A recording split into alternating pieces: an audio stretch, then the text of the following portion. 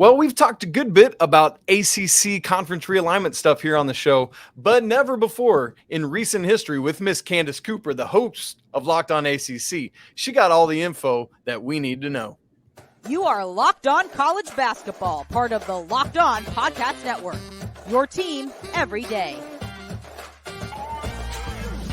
Hey there, what's up? Welcome into the Locked On College Basketball Podcast, the only daily national college hoop show out there. I'm your host, Isaac Shade, and as I just said, we are joined today by none other than Candace Cooper, coming at you. I'm pointing the wrong way. And listen, my sister was kind enough to join us from vacation. You know she is dedicated to her craft. Very seriously, Candace, thank you for being with us. By the way, folks, today's episode is brought to you by Bird Dogs. Go to birddogs.com/lockedoncollege or enter promo code LOCKEDONCollege for a free white tech cat with any purchase. You won't want to take off your bird dogs. We promise you that.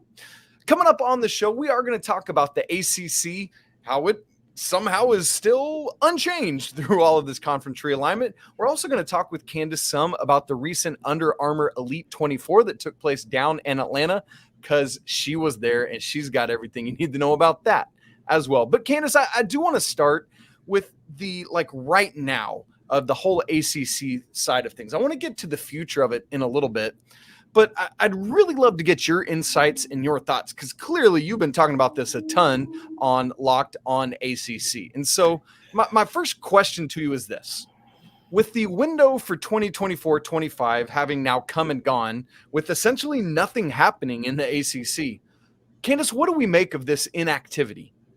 I think we make nothing of it, to be honest with you. I feel like FSU sort of put the word out there, blew Right. a lot of smoke, thought everyone was nervous, shake the table, going to be upset. And at the end of the day, they didn't make any moves as we all expected. I think there's something to be said about, lawyers going knee deep into contracts and trying to find loopholes and trying to find ways out and still not coming up with anything and still being a part of that grant of rights deal and the TV deal and just how ironclad it is. And more importantly than that, just how hard it is to be a state school, to find funding, to get away from a conference in a landscape with which we understand football is king, but in the day, these are very much, a lot of them, public universities, and to find the money to take away from, a lot of what, a lot of these states are doing is just damn near impossible right now in the current climate financially and amongst many things. So it was cute, but let's just move on at this point. I mean, legitimately though, that's what I've been trying to figure out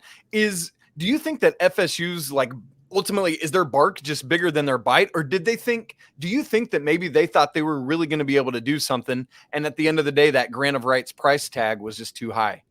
I think that they really thought they could do something. I still think they want to do something. I think they have never been more serious about it. But at the end of the day, what I find frustrating is that nobody put a gun to your head to sign that 10-year deal. Nobody made you, and John Swofford didn't say you sign this or else you're out of here.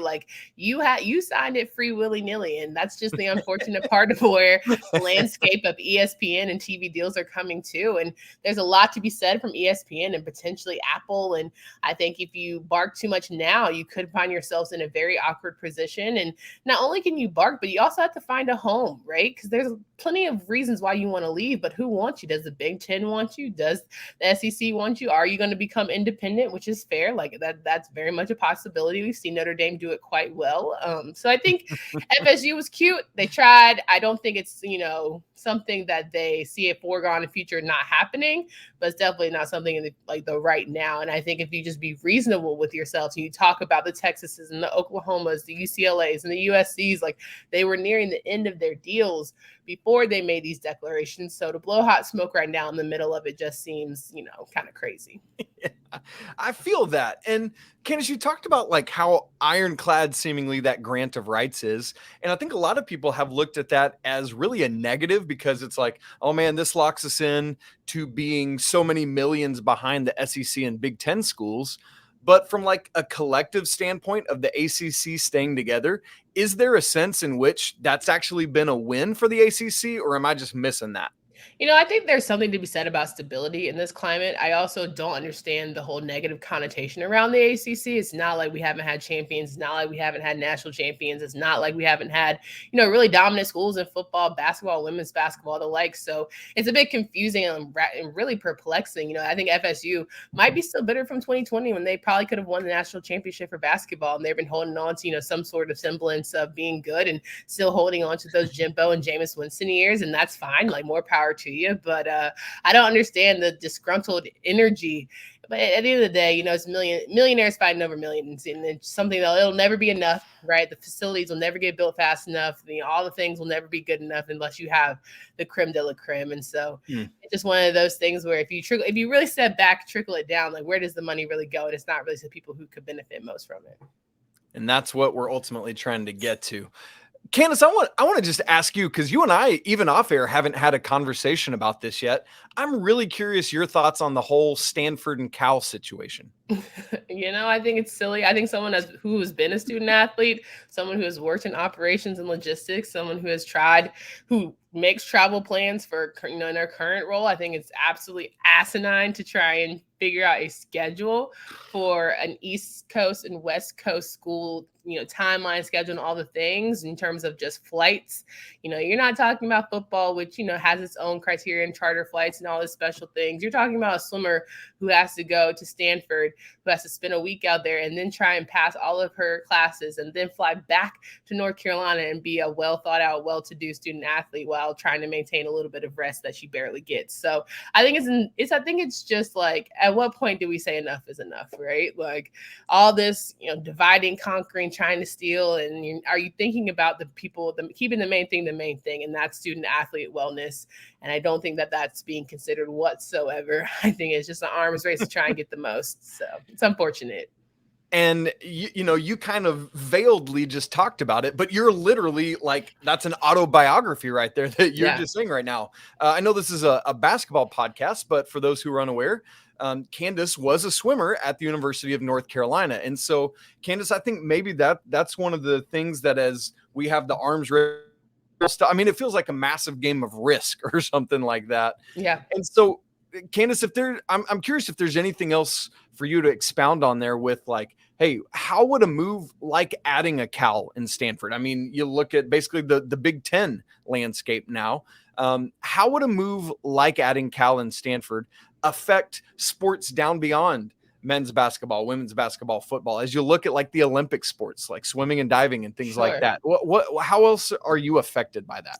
Well, if you look at just what men's and women's basketball schedules are, like, that's a prime example of weekdays. Like, you're having to travel to California on a Tuesday night to play on a Wednesday at 9 p.m. Eastern time, which is 6 p.m., Pacific time. And then you also got to fly home to then get to class by Thursday. So, like, that's insane to me. You also have swimmers in Olympic sports who may not exist the way this whole landscape of, college athletics is going, because to financially afford to have some of these programs and to fund some of these programs, you're going to need to have, your basketballs, your footballs really thriving. And if you have to cut costs and trim costs because of the financial commitments to cross coast to coast travel, it's going to be very difficult to keep teams like fencing, rowing, and the like, who already have to raise money just to, stay afloat. So as much as ACC prides itself on 28 programmed type of league, it really should consider what will be affected by these massive changes for your revenue sports.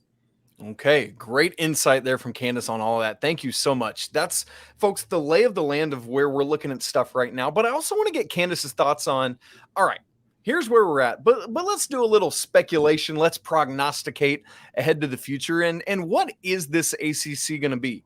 It's already been a conference that's been a little bit down in basketball lately, at least in terms of, as Candace was saying, the national viewpoint or in KenPom rankings. I want to know where we're headed from here.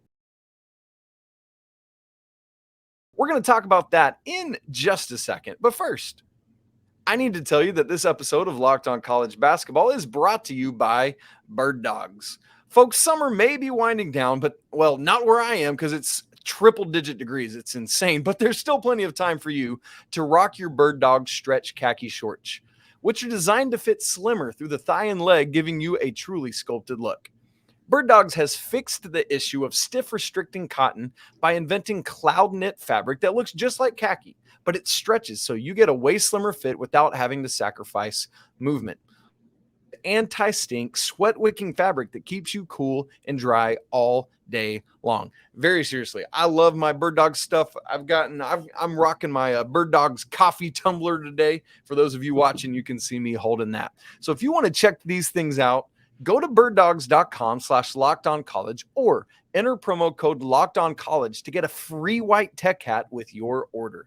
Again, that's birddogs.com/lockedoncollege or promo code lockedoncollege for a free white tech hat. You won't want to take off your Bird Dogs. We promise you that.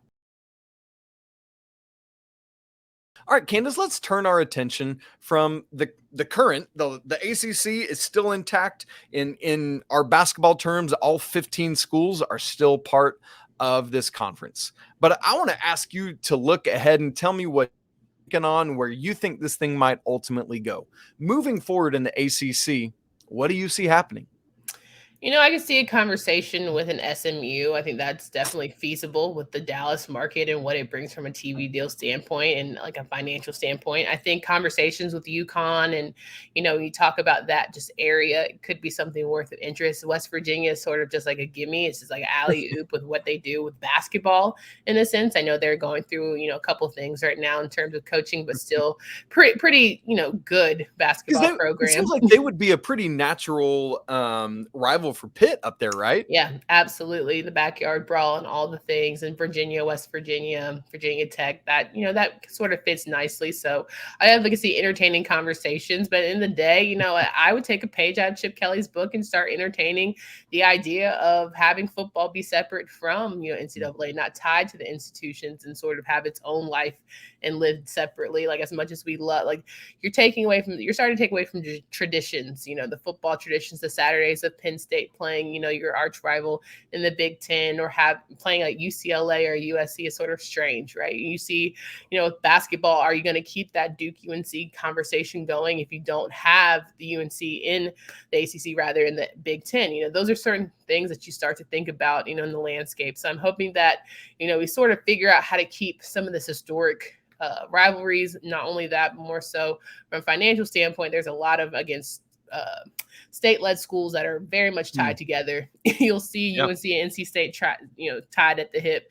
Duke is a private university. You'll see teams like Wake Forest potentially suffer. You'll see programs like Miami trying to find their home. They have to start winning to be relevant again. It's just a lot of different factors, and a lot can change. But I honestly feel like the Granite Rights isn't going to make any of that change anytime soon. I think Jimmy Phillips, Jimmy P, like we like to call him on Locked On ACC, has got to start making some put up or shut up deals. Or, this teams like FSU, you got to say, all right, go ahead. We're going to call your bluff. If you want to leave, leave. We're not going to sit here and beg you to stay. And thank you for your home rights deals that you'll still have to give us, so it's just, I don't see much changing in the next 5 to 7. I will say that. 5 to 7. I mean, so to that point, do you think that teams will ultimately find a way out of the grant of rights? I know, as you were saying earlier, all these lawyers, no. Okay, so then nine-figure penalty. I don't think people understand. A 9-figure penalty is insane, and that's giving money away. That's not, hey, we can read some back, we can battle this out in court for a reduced fee, because then you got lawyer costs. Like, that's just insane amount of money to give away in a time where you're telling us that we can barely afford books and fees and all the things for our athletes. Like, which one is it? It can't be both. Right. So I think you've got to either call things to the carpet. There's been only so many boosters who are going to give you that money. And I don't see it. I just don't see it. So do you think that when we get to 2036 and this thing is finally running out, you think we'll still be at the same 15 teams at that point? No, I don't. I think someone is going to try and pull the trigger, and they're going to be like Maryland and wish they did it. I think they're going to be the team that's forgotten, who never could quite recover, and they were so hell-bent on being anti. But, crazier things have happened. I truly think the Apple ESPN connection is more piping hot than who's going to leave the ACC. Like, I think there's a lot to be said around how much, stock is being put into TV deals versus actually caring about athletic programs and, student-athlete well-being. So. Okay, Candace, let's play a little game here. If we had to pick let's each pick a team that we think will be the first team to leave the ACC of the current 15 members. Mm-hmm. You know, if I could think of a team that would leave first, it would probably be Miami or Duke, just because of the private schoolness and the money that they can find at both of those both of those institutions. Those would be the schools to me that would, quiet as it's kept, come around the corner and just say gotcha in front of everybody. So those would be my pick. I would love that, a little sneaky end around. Yeah, because I was going to go with Clemson, because I just find it hilarious that, as we were talking about earlier with FSU, all the big game they're talking, that it ultimately wouldn't be them. But why would Clemson want to go? Why would you want to go and just be like in the SEC to be an afterthought in terms of SEC football? You damn sure ain't going to bring much to basketball, right? So like as good as they are, I think that, coach has done a really good job with that men's program. Like, come on, let's be serious. So.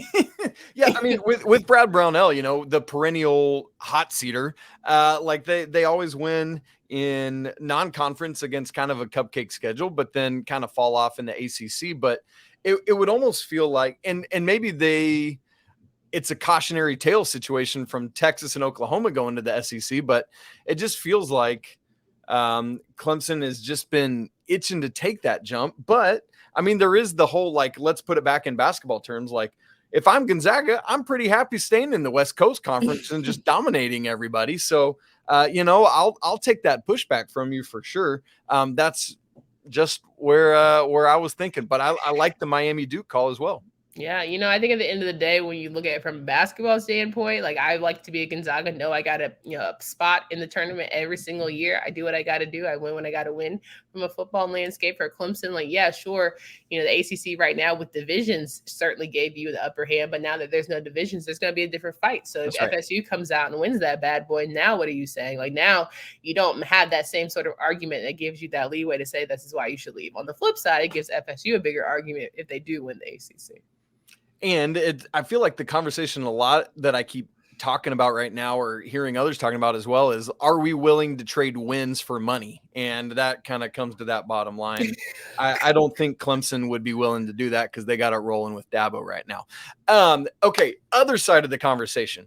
If you were to pick a team to join the ACC, hold it down to just one, who would it be?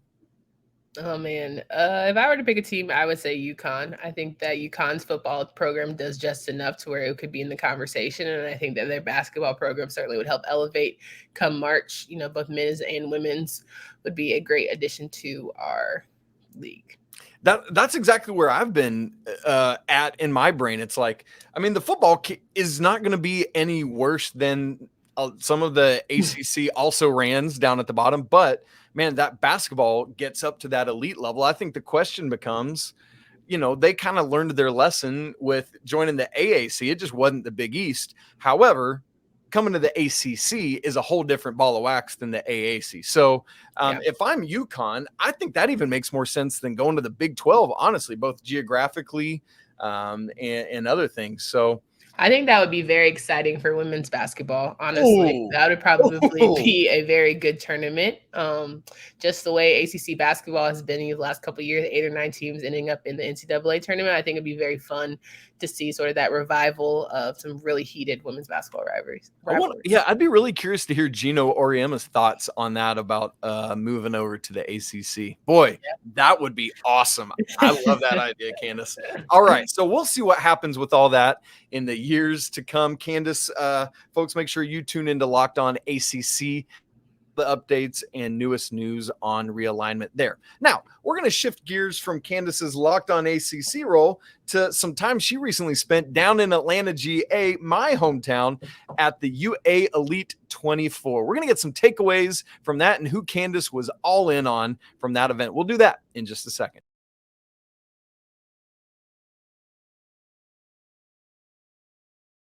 All right, folks, today on Locked On College Basketball, we are joined by Candace Cooper, coming at us from Florida, where she's on vacation, taking some time out of her precious time away from life and work. Candace, again, thank you for that. Now, What's cool is Candace, in addition to her role with Locked On, actually works for Under Armour, which is super rad. She texted me the other day like, I can't do this right now. I'm working with Steph Curry on some stuff. I'm like, okay, you're too cool for me. But in her role with Under Armour, Candace was just down in Atlanta for the Under Armour Elite 24, where we got some of the top dudes in the nation in high school right now. I mean, we're talking like 5 of the top 7 in the class of 24, like 3 of the top 5 or 6 in the class of 25.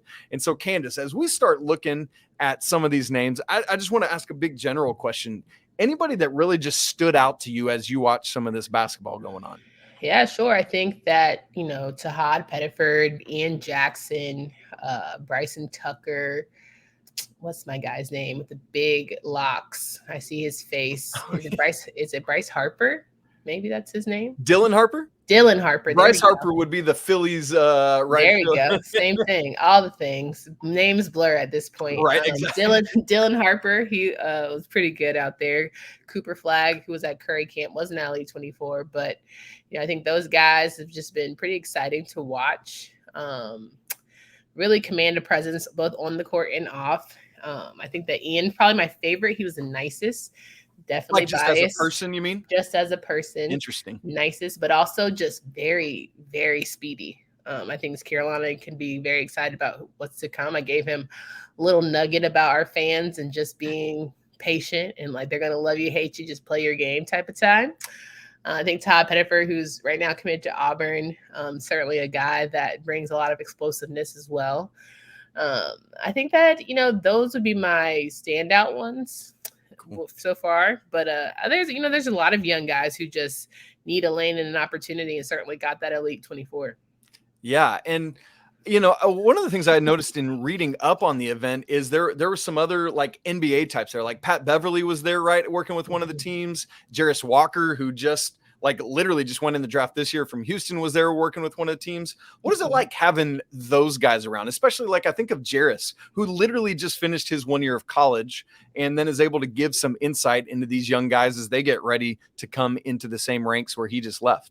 Yeah, so Jarris played on Team Thrill, went to IMG. Team Thrill's Will Barton's team, NBA player. And so Jarris was coaching out there, and he had a player, Tyler Jackson, who's really good out of Baltimore. And just being able to coach those guys up, talk to them, keep it really light, not too intense. The weather sort of didn't allow for super intense game, but Patrick Beverly was, coaching them up from warm-ups to, tip off. So it was pretty exciting to see them interact with those guys and, of course, feel like they're on the same level, because for Jarris' sake, he's maybe a year or two older than them at most.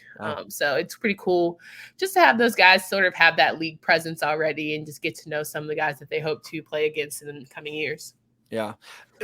Okay, with Pat Beverly, was he full on Pat Beverlying himself out there? Because it's the Pat Beverly we see in games is I don't know about this. Were you getting that version of Pat Beverly, or what's going on there? Yeah, actually, it's pretty chill. I think that he just is taking on the moment. He wasn't doing too much. He wasn't over exaggerating. He didn't get, really involved with the refs or anything like that. I think he just wanted to make it for the kids and fun. And I think, sometimes when to turn it on and turn it off. And certainly had he been laced up, it might have been a different story. But, Coach Pat was certainly a lot more level-headed.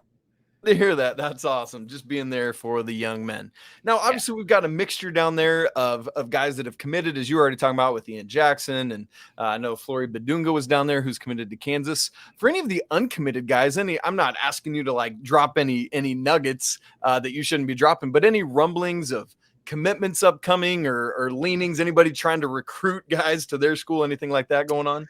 Honestly, no. I think it's really summer camp for those guys. Nice. And so they're all just there to hoop, do a couple of runs. You got Victorious Miller out there, Sir Muhammad, a bunch of these, guys who are they've been with you on your UAA circuit for the whole summer. And so for a lot of them, the Nike guys that come over, it's really just about meeting up. And I think the runs were better than the actual game. And it's just you see somebody, go through ankle breakers and all the things. And I think it's fun for them. I think it's where the adults get involved and they have all those conversations. I actually met the former coach for Illinois. While they were watching practice, he now coaches with Dallas Mavericks, and he told me how much he hated Carolina. And I was like, oh, why? And he was like, oh, 2005 was a hard year for me. That's right. Didn't get my bonus because of it, things like that. So I think it's very much just a kickback atmosphere and less about like, how can I convince you to go to my program? I mean, I was very much all in on Ian, took a picture with him and Lainey Grant, made sure that we just had that connection. But other than that,